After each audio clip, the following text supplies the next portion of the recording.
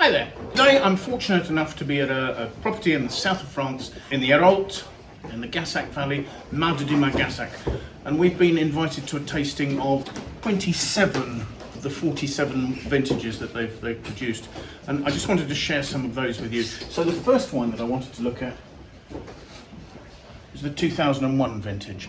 At this stage the wine is still being labelled as a Vin de Pays l'Hérault, and its first vintage had been 1978.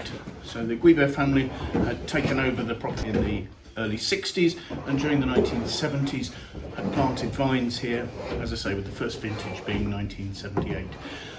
Plantings are predominantly Cabernet Sauvignon. I think this is 68.5% Cabernet Sauvignon. There's 10.4% of Merlot in here, 8.8% of Syrah, 6.5% of Cabernet Franc, 3.6% of Merlot, 2.1% of Pinot Noir, a mere 0.3% of Tannat, and then the balance of remaining 2.5% is other varieties. So this is a wine that will have stayed in the producer's cellars since it was bottled, so hopefully is in perfect condition.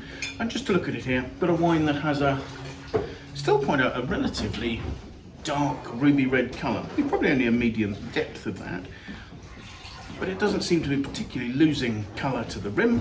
The alcohol, according to the label, is 13% or 13.1 according to the statistics I've seen, and as I'm swirling it you can see it's clinging to the glass. There's some viscosity here, it's got some density. Let's have a look at the aromas, shall we?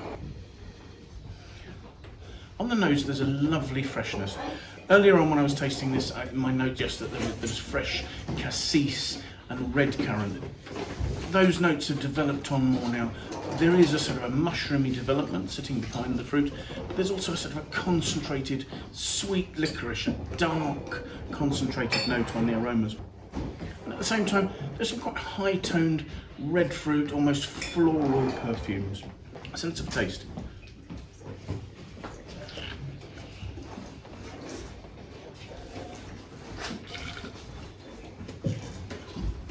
On the palate, that's a mid-weight with lovely smooth tannins, almost silky. There's a slightly sort of dusty grip to the nature. Again, those sort of slightly developed tertiary mushroom notes are there on the mid palate, but also there's a richness, there's almost a sort of a dried cranberry note to some red fruit. There's balsamic nature to the wine as well. There's a lovely freshness that's underpinning the whole thing, and it's giving it lovely length. And in fact, the wine is opening up on my tongue as I speak, and that sort of beautiful fresh red fruit is still coming through there, almost a juicy mulberry note on the finish. And the tannins, as I say, have that slight dusty grip at the end, but generally it's that juiciness and the freshness. Now the fact that this only has 13.1% alcohol is enabling those beautiful perfumes and those fruit aromas to show on the finish there. So it's a wine that is already fully mature, but yet at the same time I don't think there's any particular hurry to drink it up. Its freshness and its structure should still keep it going, I should imagine, probably for another 10 years quite happily. Still providing quite a sort of a developed sort of style, but nonetheless a wine that has aged beautifully and has grace and elegance. Thank you very much for watching. I do hope you've enjoyed the tasting. If you have, do please press the like button. If you'd like to watch more of these tastings, it would be fantastic if you subscribe to our channel.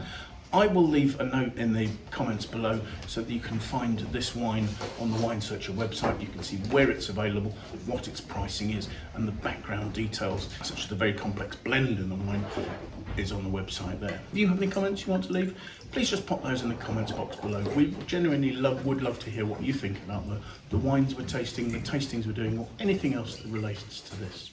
So thank you for joining us, and I do hope you manage to find some time to come and join us for another tasting in the near future. Bye for now.